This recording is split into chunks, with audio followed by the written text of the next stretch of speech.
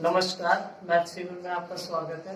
मैं विवेक सिंह। आज हम पढ़ेंगे और अब से हम फिजिक्स, केमिस्ट्री, मैथ तीनों सब्जेक्टों के ऊपर ध्यान देंगे।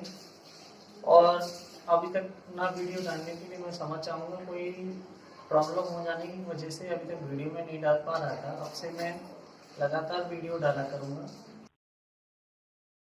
चलो आज हम देखेंगे सीपी सीवी में रिलेशनशिप। मगर सीपी सीवी में रिलेशनशिप जानने से पहले हम सीपी और सीवी के बारे में कुछ जान लेते हैं कि सीपी क्या होता है और सीवी क्या होता है। चलो और देखते हैं। तो molar specific heat at constant volume, क्या डेफिनेशन है इसकी? It is defined as the amount of heat required to raise the temperature of 1 mole of the gas through 1 Celsius at a constant volume. It is denoted by C V. C V से denote करते हैं। C V is equal to capital M का मतलब है molar, जो 1 मोल लिखा है ये कैपिटल एम है, और सीवी ये क्या है? Specific heat at constant volume है। ठीक है। इसी प्रकार molar specific heat at constant pressure क्या होगा? It is defined as amount of heat required to raise the temperature of 1 mole of the gas through 1 Celsius at constant pressure. It is denoted by C P. Cp is equal to mCp and Cp specific heat at a constant pressure। अब मैंने वैसे आपको ये पूरा पढ़ दिया, शायद आपको नहीं समझ आया होगा क्योंकि थोड़ा सा इंग्लिश में बता दिया, उसको थोड़ा सा हिंदी में कन्वर्ट करके बताता हूँ, तो ध्यान से देखिएगा।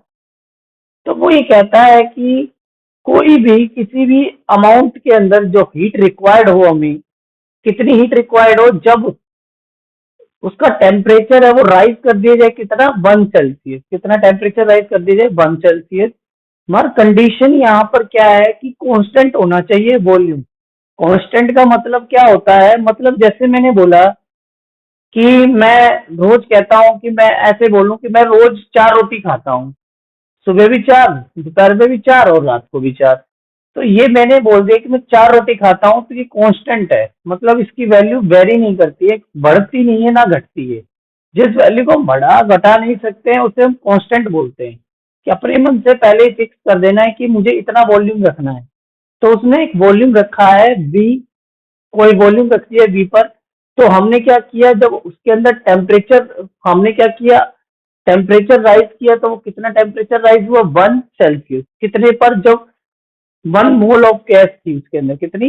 1 मोल ऑफ गैस। इसी के अंदर similarly specific eight constant pressure में क्या किया कि हमने एक अमाउंट ली हीट की, रिक्वायर्ड करने के लिए टेम्परेचर को, टेम्परेचर राइज किया कितना? 1 मोल, 1 सेल्सियस टेम्परेचर राइज किया, मगर कंडीशन क्या रखी कि प्रेशर को क्या रख दिया? कांस्टेंट रख दिया। जब हमारा प्रेशर कांस्टेंट हो जाएगा, तो प्रेशर कांस्टेंट का मतलब भी आप समझ गए कि प्रेशर की कोई वैल्यू, लिमिटेड वैल्यू रख दी, और उससे क्या नाम है, हमारी इक्वेशन बन गई Cp is equal to M C V. ये m क्या है? यहाँ पर भी वो 1 मोल, मैंने आपको बताया 1 मोल है बस। ठीक है। तो यहाँ पर सिंपली वे में मैं ये कहूँ कि स्पेसिफिक हीट या specific heat mole, 1 mole of specific heat, molar specific heat, या कुछ भी कह सकते हैं आप। इसके अंदर बस आपको ये याद रखना है, जब वॉल्यूम कांस्टेंट होगा, डेफिनेशन तो सेम रहेगी, बस यहाँ पर चेंज क्या होगा कि जब वॉल्यूम चेंज होगा तो प्रेशर कांस्टेंट होगा, जब प्रेशर कांस्टेंट होगा तो वॉल्यूम चेंज होगा। इससे फर्क क्या पड़ता है, इसके बारे में हम आगे समझेंगे कि वॉल्यूम चेंज करने से किसी सिस्टम में क्या फर्क पड़ता है और प्रेशर चेंज करने से किसी सिस्टम में क्या फर्क पड़ता है, जिससे कि डेफिनेशन को बिल्कुल ही हम समझ पाएंगे, बिल्कुल क्लियरली। फिर हम इसका रिलेशनशिप देखेंगे। चलो फिर आगे हम देखते हैं। तो हमारे पास है व्हेन वॉल्यूम इज कांस्टेंट। जब हमारा वॉल्यूम कांस्टेंट होगा तो हम समझते हैं कि इससे क्या चेंजेस आते हैं। देखिए ध्यान से, the pressure on the gas is increased. जब हम प्रेशर गैस में इंक्रीज करेंगे, so that volume is remains constant. Volume क्या होना चाहिए? कांस्टेंट होना चाहिए। मैं पहले ही बता चुका हूँ कांस्टेंट का मतलब क्या है। As gas constant performing work, जब वो gas can not performing work, मतलब वो जो गैस है वो परफॉर्म नहीं कर पाएगी, काम नहीं कर पाएगी। क्यों नहीं कर पाएगी? तो heat supplied will increase only the temperature और internal energy of the gas. मतलब ये कहना का है कि जब हम प्रेशर बढ़ा देंगे, ऑटोमेटिकली उसके अंदर जो हमारे को हीट रिक्वायर्ड होनी चाहिए वो हमें प्रेशर बढ़ाने से ही मिल जाएगी। उस फंक्शन के अंदर मतलब उस सिस्टम के अंदर इंक्रीज ओनली द टेम्परेचर और internal energy of the gas. Therefore, CV heat is required only for increase the of the gas through 1 Celsius। Simple सी बात में मैं ऐसे बोलूं कि जब हम किसी किसी भी सिस्टम में वॉल्यूम को कांस्टेंट कर दें और प्रेशर को बढ़ाएं या घटाएं, तो प्रेशर बढ़ाने से टेम्परेचर ऑटोमेटिकली बढ़ता है या घटता है, जैसे आपके प्रेशर कुकर में होता है, जैसे आपने देखा होगा।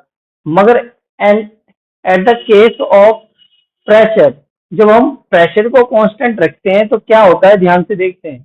When gas is heated at constant pressure it also expand। तो वो ये कहता है जब हम गैस को हीट करते हैं, हीट करेंगे, कब हीट करें, जब कांस्टेंट क्या हो, प्रेशर। जब प्रेशर कांस्टेंट होगा तो याद रखें, जब प्रेशर कांस्टेंट होगा वॉल्यूम तो हमारे पास ज्यादा है, क्योंकि वॉल्यूम का हमारा वेरी करता है कि हमें वॉल्यूम ज्यादा रखना है या कम रखना है।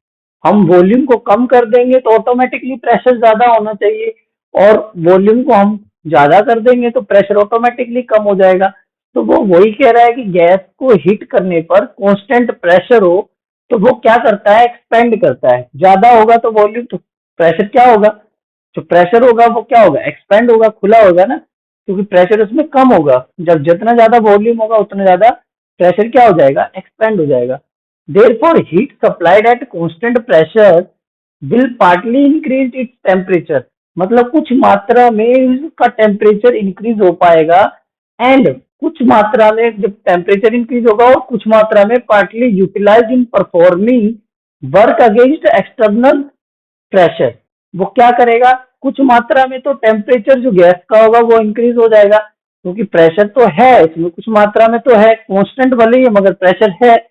मगर अब आप ये कहें कि उसके अंदर प्रेशर तो हमने कांस्टेंट कर दिया था, मगर ये कहें कि उसके अंदर टेम्परेचर ही नहीं होगा, तो ऐसा तो नहीं है, टेम्परेचर तो होगा।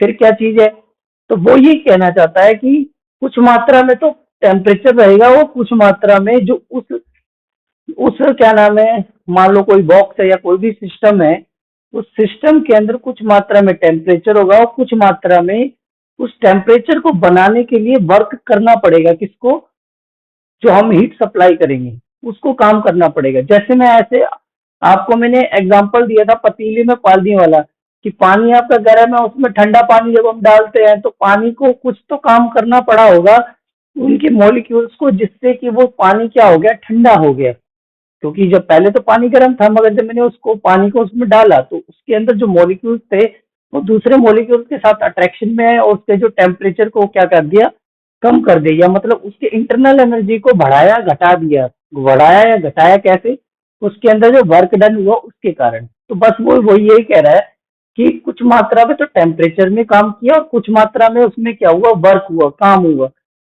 तो क्योंकि यहाँ पर कौन सा फॉर्मूला लग रहा है, आपको पता भी लग रहा होगा, फर्स्ट लॉ ऑफ थर्मोडायनेमिक्स लग रहा है।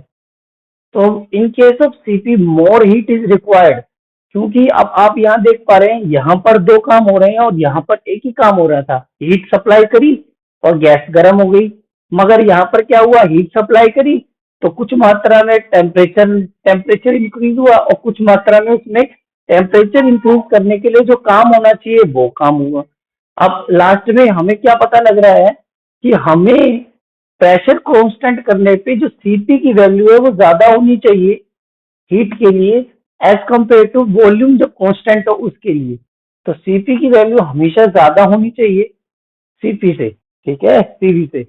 क्योंकि सीपी की वैल्यू ज्यादा इसलिए क्योंकि जब भी हमें किसी गैस को गर्म करना है तो उसको अंदर पहले तो हमें उसकी इंटरनल एनर्जी और साथ में उसका वर्क डन दोनों को बढ़ाने के लिए सीपी ज्यादा होना चाहिए, एज कम्पेयर टू जो कांस्टेंट वॉल्यूम होगा तो उसमें हमें हीट ओनली क्या करनी है, देनी है। वॉल्यूम तो कांस्टेंट है, ये हीट देने से पहले हमें प्रेशर जब हम उसको अंदर बढ़ाएंगे तो ऑटोमेटिकली जो उसमें गैस होगी ऑटोमेटिकली इंक्रीज हो जाएगी। तो आपको ये दिख ही रहा है कि सीपी में वैल्यू किसकी ज्यादा होनी चाहिए, हीट की। मगर सीपी के अंदर हीट की मात्रा हमें कम भी रखते हैं, ऑटोमेटिकली वो हमारी जो गैस है वो क्या हो जाएगी, गर्म हो जाएगी, क्योंकि हम उसके अंदर प्रेशर अप्लाई कराएंगे। शायद आपको समझ आ गया होगा कि सीपी क्यों बड़ा है और सीवी क्यों छोटा है।